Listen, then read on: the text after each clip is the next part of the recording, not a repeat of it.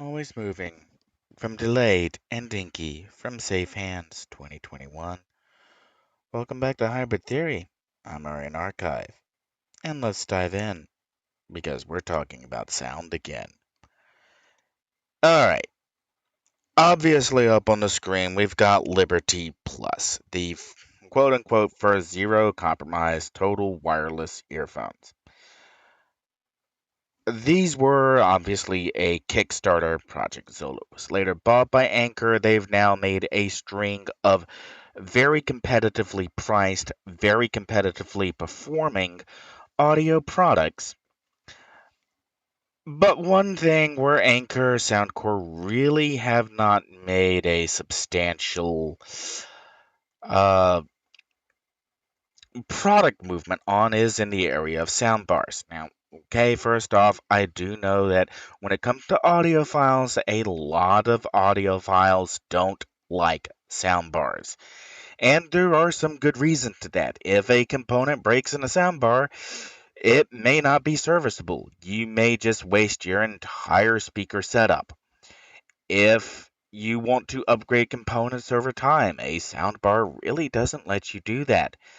Soundbars typically also contain specific quote unquote smart technology that make them more useful across a wider range of features. Something like Chromecast, something like Bluetooth audio, and a lot of soundbars have very limited inputs. You may only have one HDMI crossover instead of 7 or 8 USB Type-C ports that are using DisplayPort input and DisplayPort output so that you can connect multiple devices all running the maximum amount of sound quality that can be carried over a DisplayPort connection, which is exactly the same quality that can be carried over an HDMI connection because DisplayPort includes HDMI support as part of the specification. Because you don't see a lot of actual product movement in the soundbar world. You see a lot of new soundbars, and they keep coming up with, well, we have this feature, we have that feature, but they really don't actually move the needle on terms of what they actually include. Well, and this brought me back to the Zolo Liberty Plus head earbuds. When these came out, these legitimately were the first of their kind. I know that there are reviewers out there, and if you do a quick search, they will happily compare the Anchor Soundcore Zolo products to Apple products, and it's not even the same price range. Is these were products that were coming out and were punching hard against products that literally did cost twice as much. Now, other vendors have come along and used those same claims. We sound as good as competitors that cost twice as much. And within the crowdfunding space, there often are vendors who are doing creative and unique products that are taking risks, that are creating things you'd actually want to buy. And so I'm going to take a minute here and kind of pick on some of the vendors who really aren't doing a very good job at all. And so we'll turn off you. And kind of the first up is everybody's favorite punching bag, Creative. Now, this is a really cute soundbar, the Creative Sound Blaster X Katana. And that's a very cute triple screen setup they've got going there. It's nice and wide, lots of space to put everything. It's the perfect soundbar for all your needs. We'll come back to this in a minute, but there's a there's a big problem with this layout. And we're going to move over and pick on someone who's not so much a punching bag, because they do make some decent hardware occasionally. It took them forever to get a Ryzen processor in their laptops. Uh, and for a company that says they're based on product that they use, why they used Intel processors for so long is mind blowing. And that would be Razer, the Leviathan. Now, there's actually a second Leviathan out by now, I think, or in the works, or been announced. But it too we've got a very cute desktop here. I mean, that's a really small monitor, probably only a 24-inch, maybe a 23-inch, not very big.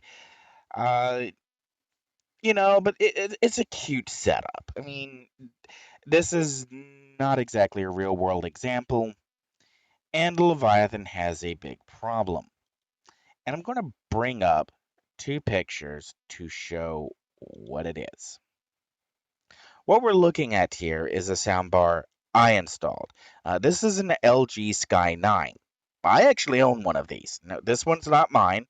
This was bought by somebody who, when I told them that Woot was selling the Sky 9 at a too low to ignore cost, they went, "Yeah, sure. If you can put it in, we'll get one." So I did. And you might notice um, the soundbar is not below the television, it's above the television. Let me repeat that. It's above the television. And this is going to be a very important part. And that when it comes to mounting speakers, uh, be it around a realistic in use environment, there's only two ways you can really go. You can either do stands to get the speakers up and above whatever work surface you're on. You can do out to the side, which is great if you've got the space,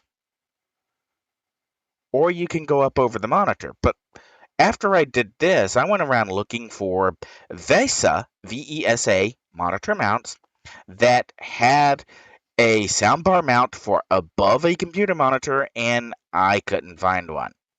I even popped some of the popular aftermarket vendors like Mount It with you make monitor stands. Where's your monitor with the soundbar mount for above the monitor?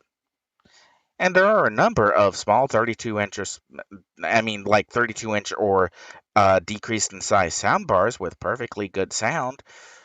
Why does nobody make a VESA monitor mount that put them above the monitor?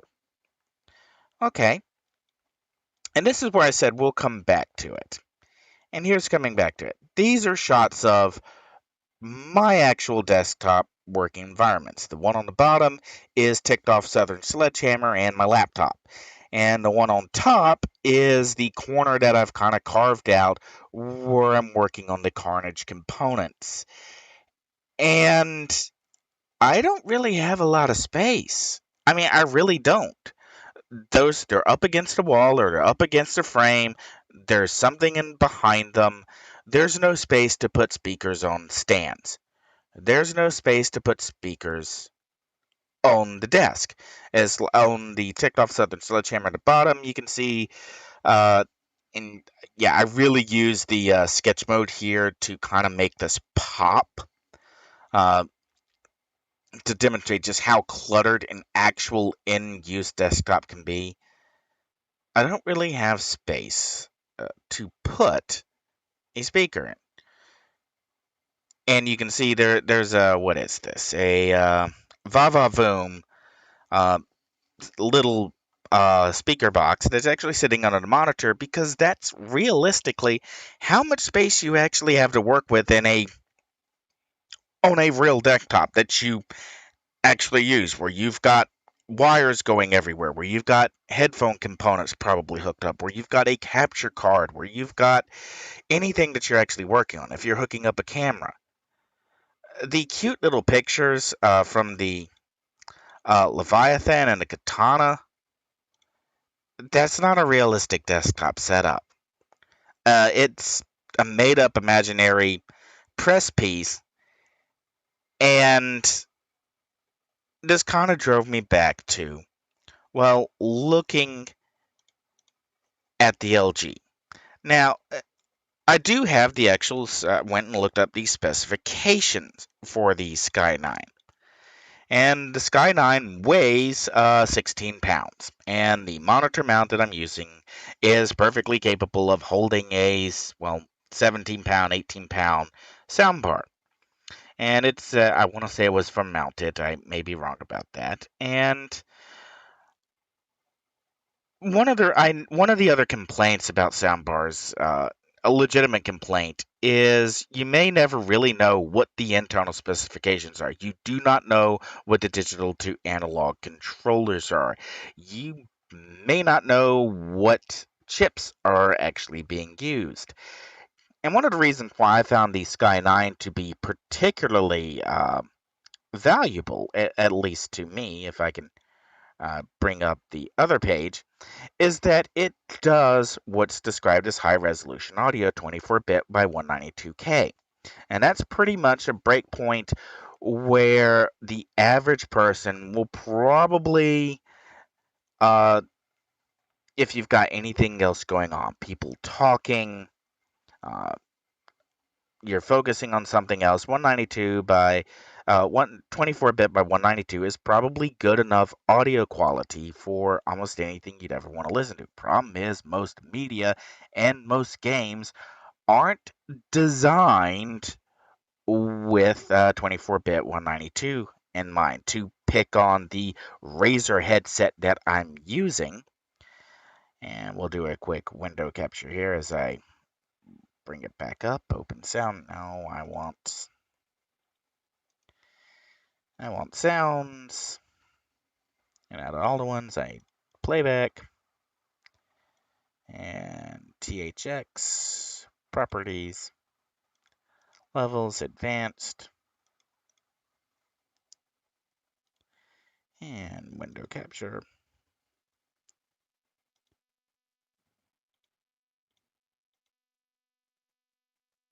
All right, there we are. Up again. The razors that I'm using only do 16-bit by 48K. They are not a high resolution platform. And the problem is, in most games, you probably can't tell a difference at all. So I kind of knew what I was looking for. And when I kind of started scrolling back through the crowdfunding sites, because sometimes you have to say something and you realize there's probably not a polite way to say it. And that's that the big vendors and the soundbar haven't really been interested in moving the technology. They're not using DisplayPort input. They're not offering RCA input upscaling. They're not offering component input upscaling. I mean, these would be pretty big deals if you are a retro gamer who still has your original N64 or your Dreamcast or your Saturn or your Jaguar or your original Nintendo or your Sega Master System. There's no soundbar manufacturer that is really catering to the we will do the upscaling for you, just get our soundbar. We have the hardware installed. Just plug it in. We've got a full backplate, or we'll even do a breakout box, and we'll do a USB Type C DisplayPort transfer over, so you just have to worry about one cable. We'll also be using USB-C for power delivery, and now USB-C Gen 4 is now doing 240 watts. So yes, we can provide enough power to drive this breakout box. That sounds like a great product, especially if you're a retro gamer, especially if you have any interest in any kind of media formats, but nobody's really doing that. And because of the experience that I had with going back to wrong browser window, uh, oh, there it is. All right, what I went looking back and looking at the Liberty Plus, I really like the product that I got off of a crowdfunding campaign. And there have been some legitimate advancements in uh, in soundbar tech. Looking at uh, Vizio for a second, which I kind of tagged earlier, they've added motors and servos to their soundbar to physically change the direction of the speaker. Now, in this case, they're using the speakers to bounce sound up off of physically bounce the sound and aim the speakers to bounce sound off of the ceiling for a better surround sound effect. Now, there's a number of different sound bars that do this, and most of them achieve the surround effect by changing the timing of the speakers. And I really love Sony's HT something. I didn't bring it up.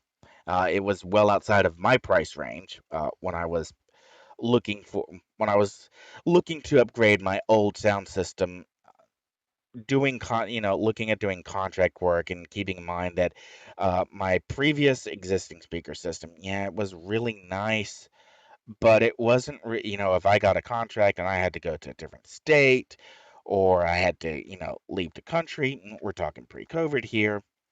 If I had to go do something, I'm not really packing up a multi-component, separate receiver, everything sound system. If I really want audio quality, I've got headphones and okay, I'm maybe not the highest end headphones anymore, but I do have decent pairs of headphones. I've got a decent amplifier. If I'm just looking for something to do background music in the back, a sound bar is perfectly fine and solves many of the logistical problems of get up, go, be someplace else.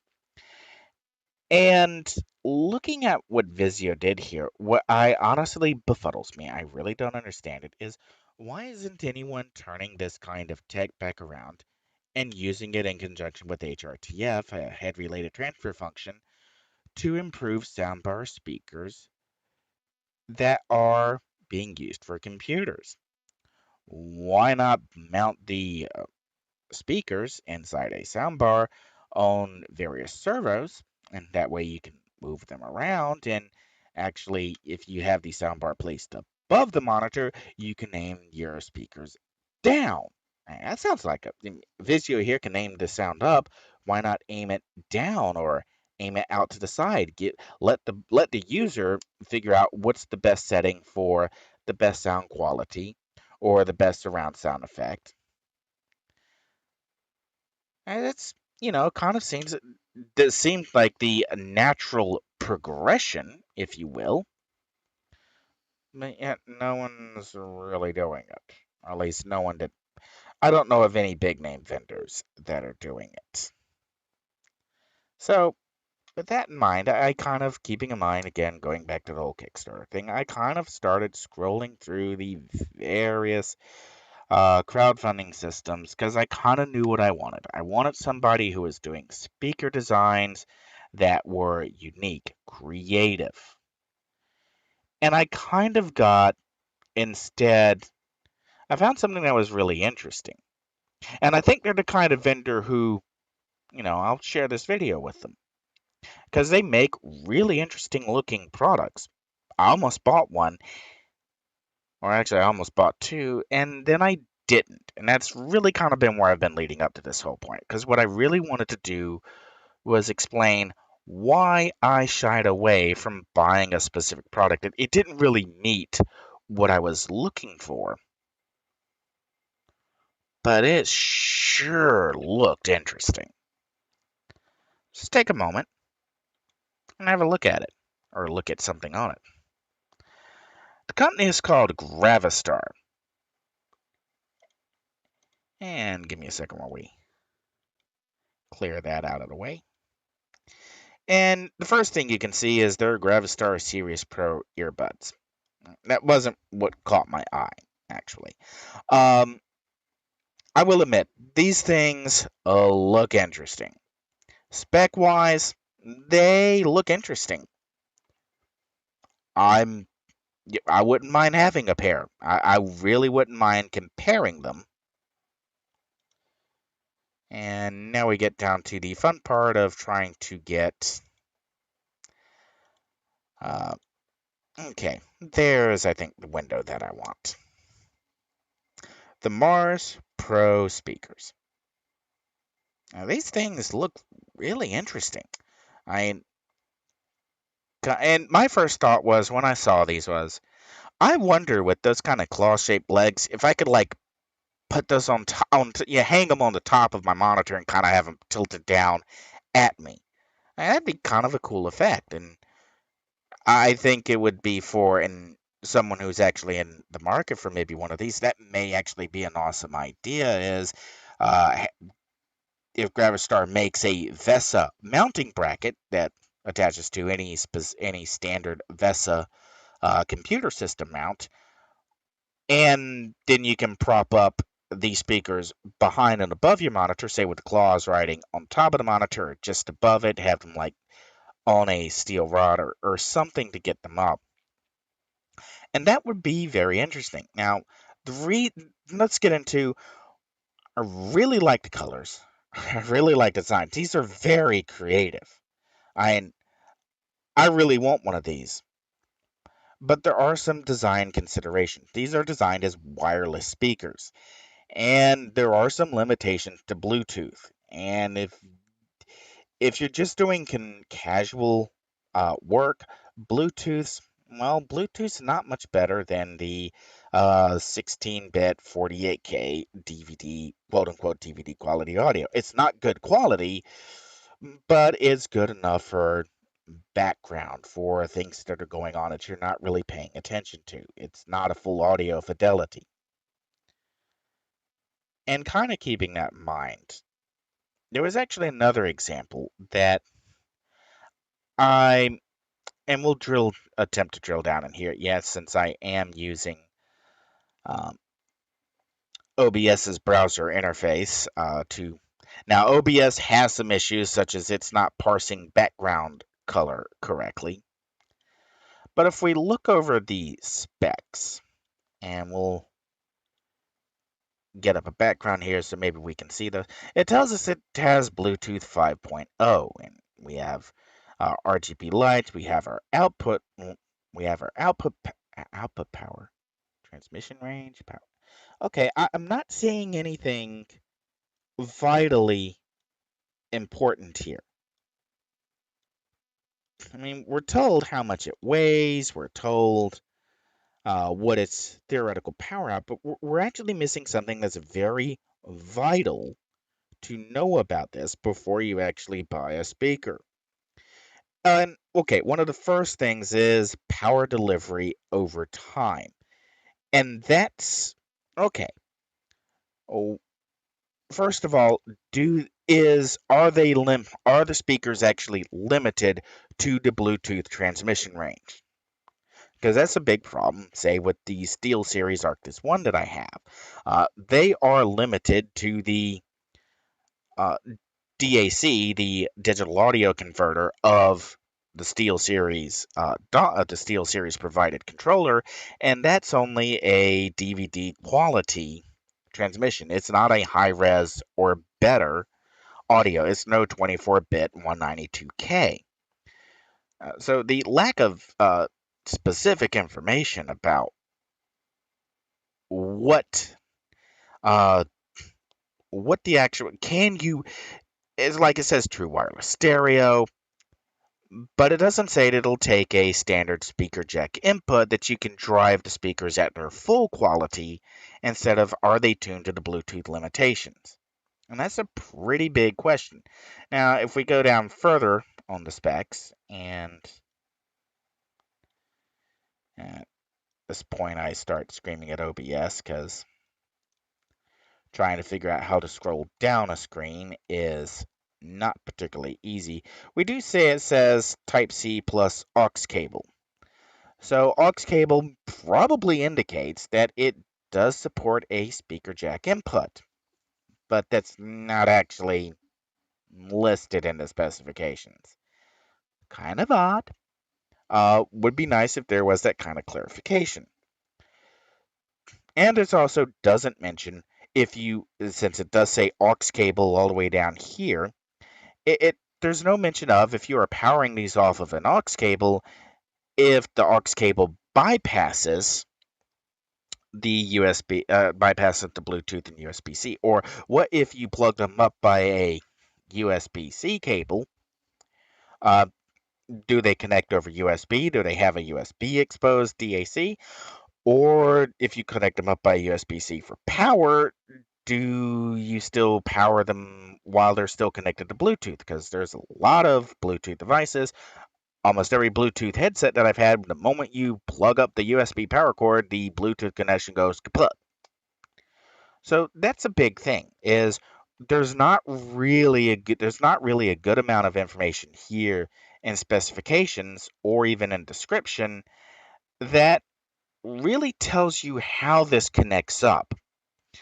And it says audiophile level algorithmic acoustics, 2.5 inch full range speaker, and one tweeter. Doesn't say anything about whether or not you can couple this with a subwoofer, if they're planning a subwoofer. So if you really want 2.1 stereo surround sound, if there's an update that's coming that will do that for you, or if you just have to take what these provide. So they're cute, but there's lots of questions. And then we get to the bigger question. So we'll bring back up the browser window I was at before. And as you can see, OBS is having issues determining what's going on. And we'll look at this window here. These are the Audio Engine HD wireless speakers.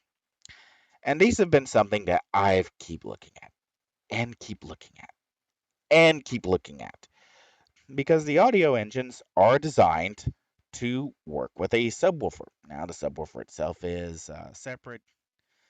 And we do see down here, we do have Bluetooth receiver type, Bluetooth 5.0. We have actually an explicit listing of all the codecs that are listed. But more importantly, we've got this. We've actually got two bits here. We've actually got 3 bits here. 24 bits, 192. The thing is, the Audio Engine HD6 do tell us very explicitly what the DAC in use actually is, and we can go look it up. And we can see that there's an explicit PDF here from Audio Design Guide on the EMU 040 AK, and we can go ahead and take a look at that, the AK4396, and it gives us a very good breakdown of the digital audio converter that is actually being used in the Audio Engine HD6. If Gravistar had this kind of information, what the digital audio converter is, and hey, that's a great step forward. If they specifically said it would do 24 bits upsampled or input bit depth up to 24 bits native and up to 192K native input data rate, it even gives us wireless latency, 30 milliseconds. And we have lots of different vital information that tells us more about what the speaker's capable of, so we can make our own decision about whether or not the end product is going to be able to live up. This is the kind of electronic information. And up here, we also have inputs. We have specifically 3.5 millimeter mini jack. We have RCA left right. We have digital optical SPDIF. We have Bluetooth with aptX. And if we do a quick search for a subwoofer, okay, it's not actually giving us a subwoofer here, so we'll go and look it up on their website, all speakers, wireless speakers, and HD3, HD6, and HD6 connection types. If we go to the actual product page for Audio Engine, they do tell us explicitly subwoofer output. So these HD6s will actually connect to a dedicated subwoofer. Great. But these HD6s are kind of big. And we see here they are really bookshelf speakers. They're not really meant to sit on a desktop. Now, uh, Audio Engine does make some speakers that are a little bit smaller and a little bit better suited, if you will, to being on speaker stands or sitting at a computer. The A5s, basically the A series, are smaller speakers, and they're kind of, and getting a look at them. And again, this is something where I don't know why it's not loading, but we can get some very good pictures of what's going on the backside of the speakers, something that's not immediately available with the Gravistars. Now, uh, part of that could be, okay, let's look front. I mean, yeah, okay, I think that's a shot of the back. And yeah, we don't really have a good idea of what all is going on with the Mars Pro. I mean, I, l- I like it, but there's so many unanswered questions about it where I, I can't bring myself to spend out for that kind of money. Now, let's say that I send this video to Gravistar and they go, "Okay, hey, you're right.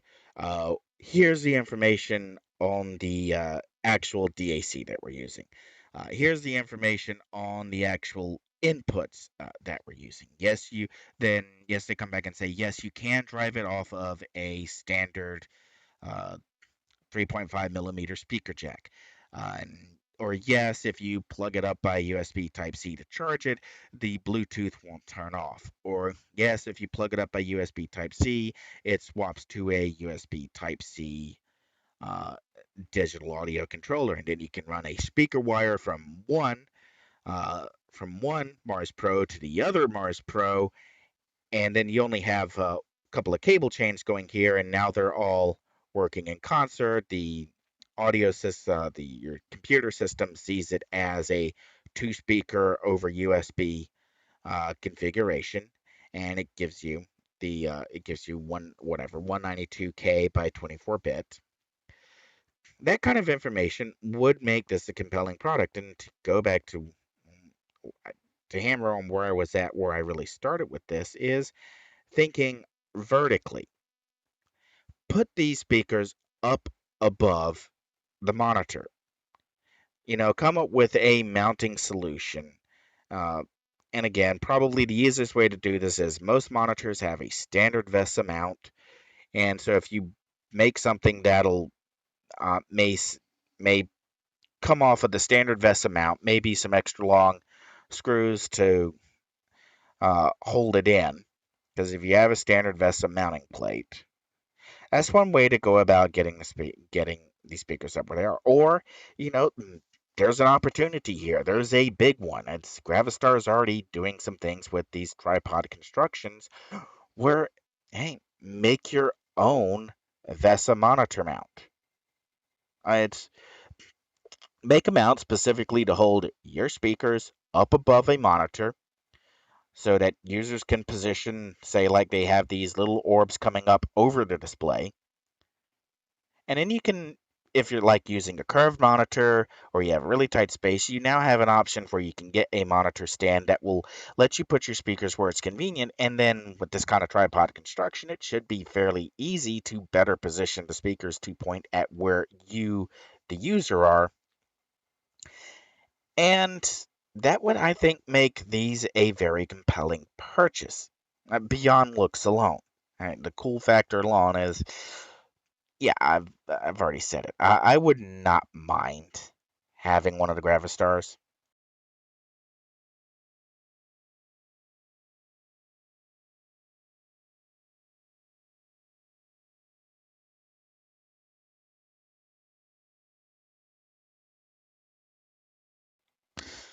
Okay, at some point I clicked off on the microphone, so I'm not really sure how long ago that was. Uh, and I really don't feel like redoing the stream, so I'm gonna cut it here. I'm gonna pop Gravistar with this and see what they say. And they appear to be open to doing some interesting engineering, so uh, maybe this would be something they'd be interested in.